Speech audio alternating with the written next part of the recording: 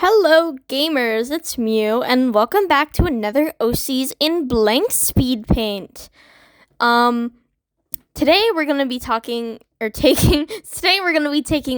OCs, Saiyan, Lucifer, Nico, Arista, Arsenite, Arya, and Iris, and drawing them as if they were magical fighters in Tokyo Mew Mew, because I have sort of talked about them a little bit before, but nothing crazy lore related really. Not really gonna introduce them this time. If you would like to know more about them, you can check out the OCs in Wildword video, or I don't know, just wait or read the books. Read the book they're from. Self-promo. Kingdoms is on Wattpad, AO3, and Royal Road to read if you'd like to see the story they're coming from, and it's also gonna come out in self-published edition too.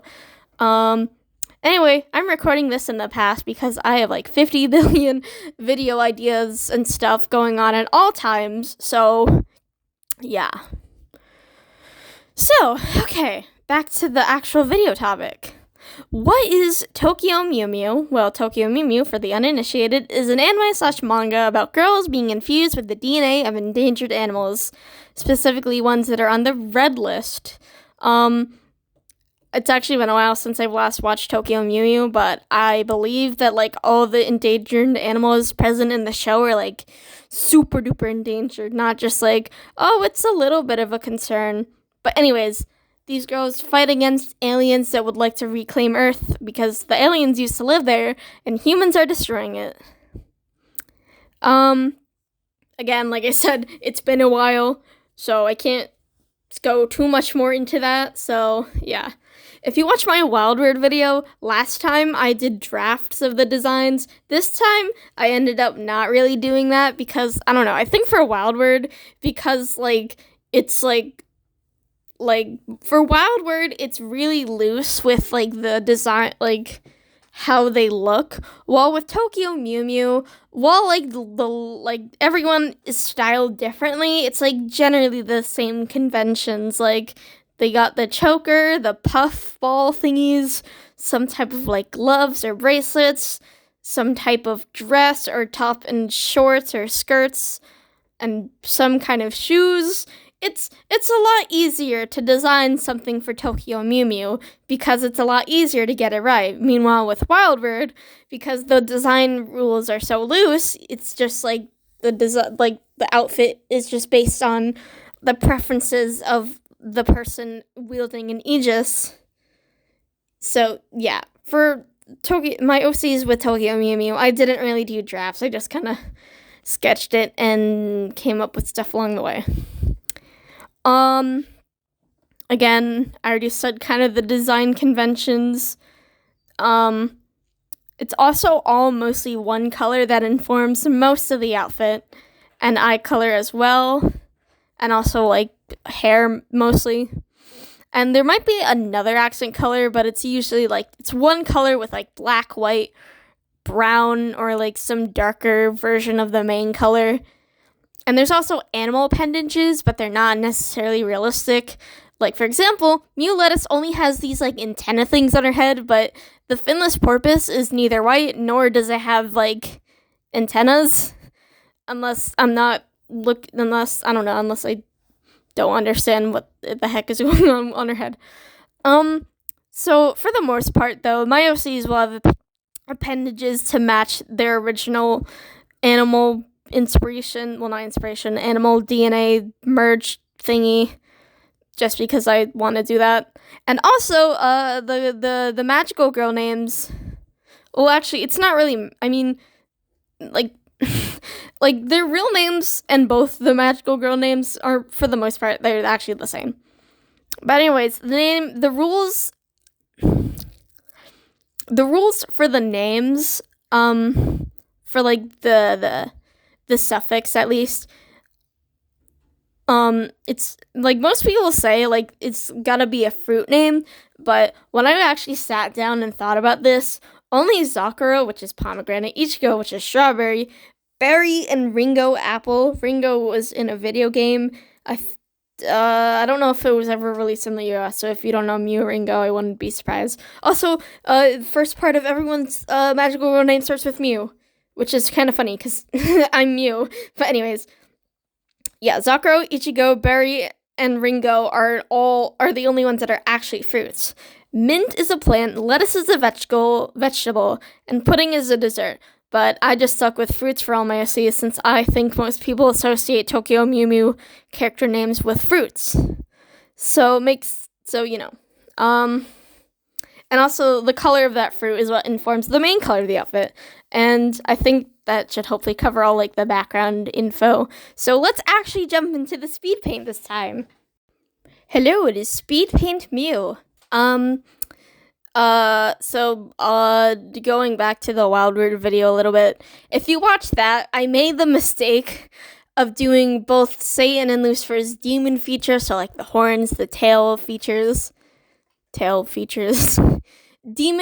made the mistake of putting demon horns and a demon tail on both of them, in addition to the animal features of like their Wild Word animal. I forget what it's called again.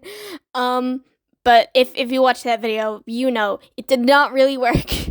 So learning from my mistake, I'm not doing that again. Although I have done that with my persona, actually. But you know, it looked bad. I couldn't get it to work. I think it was just the colors, and also I drew the ears weird. But anyways,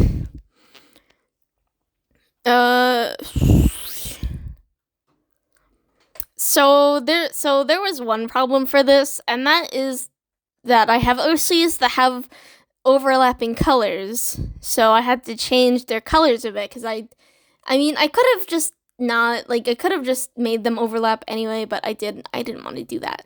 So for Arista, her main color is red, but I decided to make it more of a pinky red, fuchsia, whatever, pink red, more of a pink red instead, and Lucifer will get his usual red. Nico's color is a bluish gray, but I gave Iris gray because black and yellow was already taken. Black was going to Satan and yellow was going to Arya, so I just made Nico still bluish gray, but just a darker gray than Iris. Although I usually associate him with a lighter blue gray though. But whatever, too late, I guess. So, as for animal research, it is so damn hard to find, like, anything, especially when you don't really associate animals with their OCs, mostly. But you probably want to hear my direct stuff about the designs, so let's get into that. So Satan, as usual, needs his arms and legs covered because lore for kingdoms. Unfortunately, all existing Mews show off their legs and arms, so I decided to cheat that and give him a gray undershirt and leggings. Did a long dress with a high slit. High slits are not really Satan's thing, but the idea is to show off the garter. Plus, his leg is covered with leggings anyway, so it's fine. Although I did learn later on that only leaders wear the garter on the left, so oops. Too late for me to change now. Honestly, thinking back, I could have done big goth boots, but to be honest, shoes are not my favorite thing to draw of many things, and I need a reference to do those, and I didn't think about doing it then, so also, again, too late for that.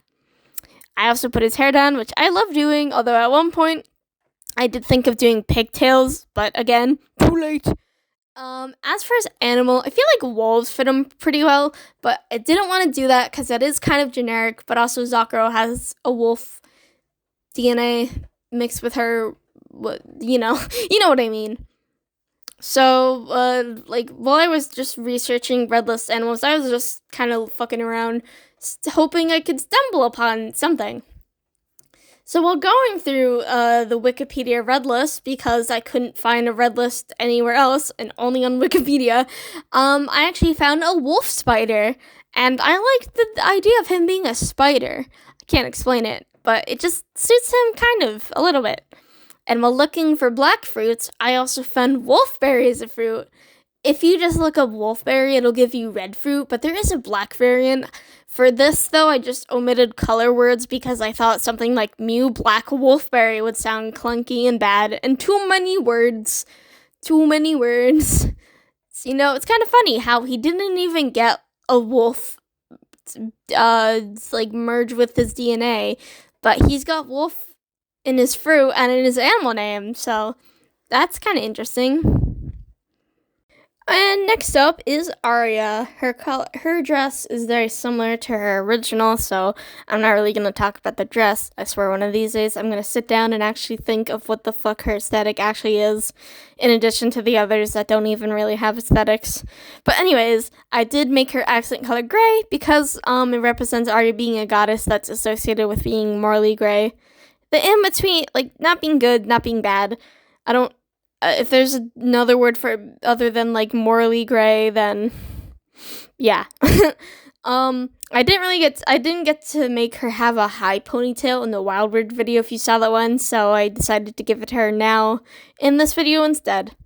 And I made her name Mew Starfruit because it's cute and it's yellow, and I gave her an axolotl as in book because in the book of the I gave her an axolotl because in Book 1 of Kingdoms, she actually, it's a whole thing, but like, she turns into an axolotl because lore. Go read Kingdoms if you haven't, if you want. Next is Arisa. I shortened her hair, gave her a shortened, low-cut dress with a little slit, and tall boots. I said I wanted her to be red-pink, but looking at it now, she's more pink than red. Oops. I gave her black as an accent color because she's considered a goddess of evil in Kingdom's lore. And I made her Mew Sampini. I hope that I pronounced that right, because it looks sort of pink. It is a Filipino fruit, but Arisa and her sisters are not Filipino. I just thought I'd make for a good name. I just wanted to throw that out there. They are not Filipino. Next is Lucifer. Normally he'd be in a coat, but I had no idea how to make that work in the design conventions of Tokyo Mew Mew, so I just did a sleeveless shirt and shorts and boots and called it a day. As for animal, I made him a red panda. I knew I wanted someone to be a red panda, and when I realized they were extinct, he was one of the few left when I was like researching animals, because I was just kind of like scrolling down the list. If I found something that suited someone, I wrote it down, and then just kind of continued on. So he was one of the last ones to be assigned an animal, and I don't know, it kind of suits him, I guess, because they're like tiny and he's fucking short. As for his name, I made him Mew Nectarine, and that's it. Next is Arsene. Arsene, while not wanting to cover every inch of her skin like Saiyan, she still likes to dress more modestly. So I made a longer dress and put her garter around her ankle rather than upper thigh. Again, not really doing much for shoes, so it's just flats. And I gave her white accents because, again, lore. I also gave her a bun. It just seemed cute. As for her animal, she's a roughly umbrella octopus. Yes, the name is weird, but I didn't really choose it, unfortunately. I don't know, you can go tell scientists to hire me so I can give it a better name. I don't know what the hell to name it, but I could do better. And as for her magical girl name, she is Mew Huckleberry, which I took the color from directly. Next is Nico. Again, another issue, wanting to do longer clothes but struggling with the garter. I just ended up putting the garter over his, like, pants, so, boom. Solution found.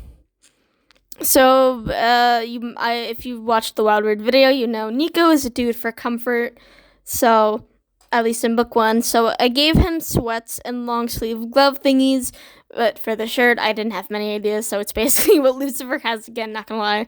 Oops. And lazy tall boots, again, sorry. As for the animal DNA, I gave him a Xiao Scops owl. Yeah, Nico is smart, so I think owls kind of work for him. And his name is Mew Blueberry. Fun fact, while I was writing the script, I kind of mixed them up a little bit. Oh well.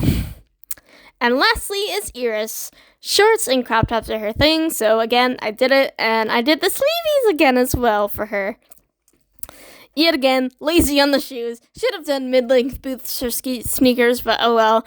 As for her animal merging, I was having trouble thinking of something, but I stumbled upon Ginger Ninja OWO's Mew Sona with the African wild dog, and I liked that, so I stole it and gave it to Iris. And then, for her name, I gave her Mew Woodapple. I did not expect to be going through the design aspect so quickly. Sorry. Again, I have yet another AU idea. This time, I decided to do something not linked to the original. Instead, this would be like a spin-off, kind of like Tokyo Mew Mew Olay, the manga with all boy Mews, if I remember correctly. I also like the idea of them all being human, so it's not like the only fantasy part is just them like turning into magical girls. So no demon Satan and Lucifer. I imagined Rio and Keiichiro would not be in this AU, just some other random people, I guess. They'd still have the cafe, so maybe there could be like a crossover with the Ochis and my OCs. Mew Project would happen, and they'd fight the Chimeras, blah, blah, blah. Besides this AU having my OCs now, I think the biggest difference would be the others dealing with adult responsibilities. Originally, these 7 don't have jobs that translate well into real life. Let me say that again. So originally, my OCs don't really have jobs that translate well into real life. Like, Arya, Risa, and Arsene are goddesses, so they'd have different jobs. Saiyan would probably be an author. Let me say that again. So, since my OCs don't have OCs that translate too well into real life, I changed it. Like, Arya, Risa, and Arsene are goddesses, so obviously they'd have to have different jobs, which actually, of all OCs, I definitely have different jobs picked out for them already. So Saiyan is now an author. Lucifer has no job before working at the cafe. Nico, a librarian. Arisa is a mortician. Arsene, a labor and delivery nurse. And Arya is a general practitioner. And Iris also has no job before working at the cafe. Besides Iris and Lucifer, the others might not work at the cafe, to be honest. I don't know. But I imagine they'd be doing stuff in their personal lives when not transformed, like Nico and Satan dealing with the toxic relationship and stuff. The Sayu isn't as clear as the Wild Word one, just very vague details. Sorry if you wanted to plot, but it's nothing special really. It's just for fun AU musings. And I think that's about it for this video. So you should check out all my socials. Read Kingdoms. Again, I'll make sure you remember to read Kingdoms, which is where these OCs come from. And also, check out Keiko Kurumiya for Japanese yokai, buy my crowd-made merch, which I know has like one thing, I swear. I'll do more merch as a video eventually. And support me on Patreon and or Ko-fi to see behind the scenes and what I plan to do for future videos. And if you've ever peeked at my Patreon, I know it's empty. Since there's been no one there hasn't been much of a reason to do anything with it. But if you subscribe to my Patreon, it'll motivate me to do more behind the scenes stuff. So yeah, subscribe to my Patreon, subscribe to this YouTube channel, like, share, comment, all the things. And yeah, goodbye everyone.